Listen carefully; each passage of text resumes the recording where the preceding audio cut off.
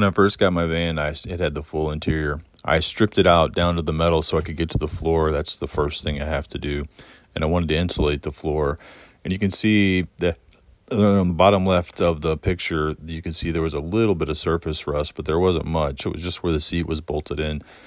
So I sanded that all down and spray painted it with a can of spray paint. And then I started putting the insulation down. But before I put the insulation down, I had to put down the strips for the subfloor to hold the wood up and to hold the insulation in the inside. So I used these furring strips, and you can see where these white splotches are on the floor. Those were all bolt holes. I used that liquid rubber. You can see the commercial with the guy that makes the boat out of screen doors, and I put it all in those holes so the water couldn't get back in or out. And I didn't take a picture of all the spaces that I made for the insulation, but I put the crossbars, you can see, I planned for where the most weight would be, where I would be walking, stepping in and out to put a piece underneath it to support it. I put the insulation in and used that expensive foil tape. It's a vapor barrier, and taped it all up. And then I put down the plywood floor. And everywhere there was a seam where the plywood met, I used Bondo to even out the seam. And I used the Orville sander and just sanded it all down smooth. I did that so that the tile, when I laid it down, there wouldn't be any bumps or anything or cavities. And then lucky for me, my dad went to work laying the floor. It's a pretty durable tile. I got it from Lowe's. I think it was about $50 a box. I needed almost 3 boxes. Well, I finally got the floor in. This is awesome. I've been waiting for this for a long time. I got it from Lowe's. It's a floating floor. They stick together as you put them down. It was about $50 a box. I had to get almost 3 boxes to do the floor.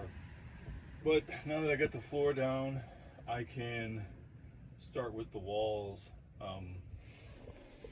The wheel wells, I'm going to build a box around them, but it's just to hold the insulation. It's not going to function. There's not going to be anything inside it.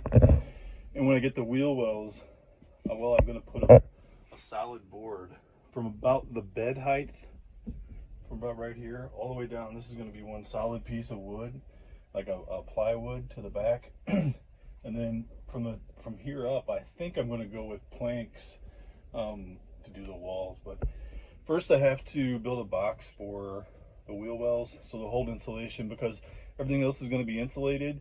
And even if I drive around right now, like if it's raining, I can hear the water. I can hear a lot of road noise from the wheel wells, so I know that's going to let in a lot of sound.